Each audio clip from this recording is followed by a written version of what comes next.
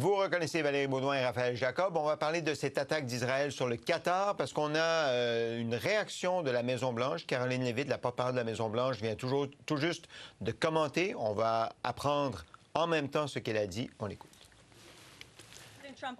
Le président Trump s'est entretenu avec M. Netanyahou après l'attaque.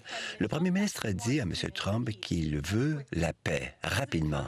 M. Trump croit que cet incident malheureux peut être une occasion pour ouvrir la voie de la paix. Le président a également parlé aux émirs et au premier ministre du Qatar et les a remerciés de leur soutien et de leur amitié à l'égard des États-Unis. Il les a assurés qu'un tel événement ne va pas se reproduire sur leur territoire. OK, Valérie, c'est dur de rentrer dans la tête de Mme Leavitt, mais quand elle dit le président Trump pense que ça peut servir à préparer la paix, ce qui s'est passé aujourd'hui, dans quelle situation, en fait, ça place M. Trump? Bien, c'est surtout que M. Trump, ce week-end, si je ne me trompe pas, c'était dimanche, il a dit qu'il donnait une dernière chance au Hamas parce que, justement, on avait négocié, on avait présenté un plan pour un cessez-le-feu à Israël, qu'Israël avait accepté et que là, la balle était dans le camp, finalement, du Hamas. Et là, ce qu'on comprend, c'est qu'on a frappé au moment même où on est en train de regarder ce document, ces détails du cessez-le-feu. Alors, de dire que c'est peut-être une bonne chose pour aller vers la paix, vers un règlement des différends. Je ne sais pas vraiment si on a fait ça ou on a plutôt mis de l'huile sur le feu ou au contraire, on va mettre au pied du mur les gens du Hamas de dire ils vont jamais arrêter tant qu'il n'y a pas de cessez-le-feu. Alors, trouvons une solution à tout ça.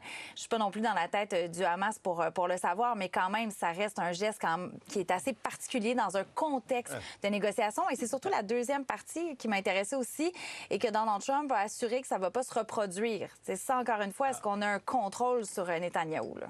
Bien, la réponse à ça, c'est non. Raphaël, l'histoire nous apprend que Donald Trump, il n'y a personne qui contrôle M. Netanyahou en ce moment, à part M. Netanyahou. Exact. Ni M. Trump, ni M. Biden. Ça fait maintenant des années qu'on en parle. Ça fait à peu près 2 ans. Ça va faire 2 ans, en fait, techniquement, le mois prochain. Et il y a eu au moins une constante, c'est celle-ci, et une autre également. On a maintenant eu des administrations à Washington, parce qu'on regarde tout de la perspective américaine, des deux parties, notamment celle de M. Biden, celle de M. Trump, qui avait comme grand objectif géopolitique de faire quoi? D'isoler la Russie, d'isoler la Chine. Et là, qu'est-ce qu'on voit au fil des mois et des années? Qu'à coup de sanctions, de tarifs, d'alliances stratégiquement pour le moins douteuses, lire entre parenthèses ici avec Israël, on a lié ensemble la Russie, la Chine, jusqu'à un certain point l'Inde, on l'a vu dans les derniers jours, l'Iran, la Corée du Nord.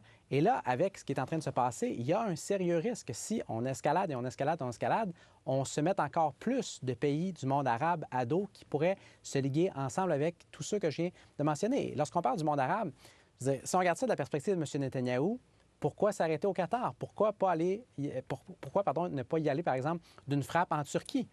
La Turquie abrite jusqu'à un certain point des leaders du Hamas. Le fils même du président turc a eu des propos publics extrêmement critiques à l'endroit d'Israël. Donc, où est-ce qu'on arrête? Et surtout, comme vous le mentionnez vous-même, Sébastien, qui, présentement, est en posture pour mettre un arrêt, un frein à tout ça de la part de M. Netanyahou?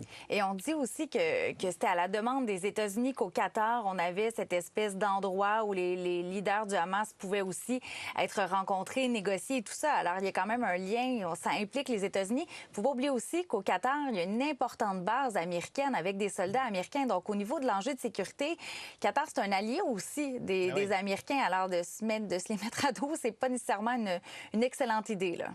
Un allié, Israël, qui attaque un autre allié des États-Unis, deux alliés des États-Unis. Bref, en tout cas, on essaie de comprendre. Je m'excuse, je dois faire un aparté, mais important, une nouvelle de dernière heure. Emmanuel Macron, le président de la France. M. Macron a choisi le nouveau premier ministre de la France. Il s'agit de Sébastien Lecornu. Sébastien Lecornu, il est le ministre des Affaires des Armées, il succède à François Bayrou, qui a perdu un vote de confiance hier à l'Assemblée nationale de la France. Donc, vous le voyez, Sébastien Lecornu devient le nouveau premier ministre de la France. Est-ce qu'il y aura des élections à plus ou moins court terme en France? À voir, mais donc, avec le fait que le gouvernement de M. Bayrou tombait, M. Macron devait nommer un nouveau premier ministre. Et c'est cet homme, Sébastien Lecornu, qui devient nouveau premier ministre de la France. L'annonce vient tout juste d'être faite. Voilà, M. Macron qui s'invite dans notre chronique américaine. Je veux vous parler de Jeffrey Epstein et de Donald Trump, Raphaël, parce que là, on publie cette fameuse lettre. En fait, c'est des démocrates qui ont dévoilé ce qui serait la lettre d'anniversaire de Donald Trump à Jeffrey Epstein, si j'ai bien compris, en 2003. Dans quelle mesure ça met M. Trump dans l'embarras? Très rapidement, Sébastien, vous êtes permis un aparté pour parler de la France. Vous allez m'en permettre un très rapidement pour en parler également parce que depuis les derniers jours, on parle du problème d'endettement public en France qui aurait mené vraisemblablement principalement à la chute du gouvernement. On a un ratio dette PIB en France d'à peu près 114 et on en parle mur à mur. Aux États-Unis, on est à 119 Ben oui. Personne n'en parle. C'est rendu monnaie courante. C'est fascinant. Et chez nous, on est à 40-45 on en parle de temps en temps. Comme quoi, on peut parfois se consoler en se comparant. Donc, pour ce qui est de M. Epstein, je vais faire ça très, très bref, parce que oui, on en parle beaucoup depuis hier, sauf qu'en même temps, qu'est-ce qu'on a vraiment appris de nouveau? Qu'il y avait des liens d'amitié entre M. Trump et M. Epstein, on le savait. Qu'il y avait déjà des indications assez crédibles, assez claires, merci, que cette carte-là existait. On le savait déjà. Rendu là, pour les gens qui ne le croyaient pas, chez les purs et durs pro-Trump, parce que le fait de voir ce qu'on voit présentement à l'écran va changer le tout. Et là, on va se dire, mais savez-vous quoi? Donald Trump a fait quelque chose que jamais on ne pensait qu'il pouvait nous faire, c'est-à-dire nous mentir. Poser la question, ça revient un petit peu à y répondre. On était déjà d'un côté ou de l'autre avant hier et depuis hier. Ouais, il y a quand même la forme de la lettre, là. Hein? C'est quand même quelque chose, Valérie. Oui, bien, dans les circonstances où on sait que Jeffrey Epstein était devant les tribunaux avant de s'enlever la vie, là, justement, pour de la traite de jeunes femmes, on s'est toujours demandé s'il y avait un lien avec Donald Trump, avec des hommes puissants, le prince Andrew en Angleterre, Bill Clinton.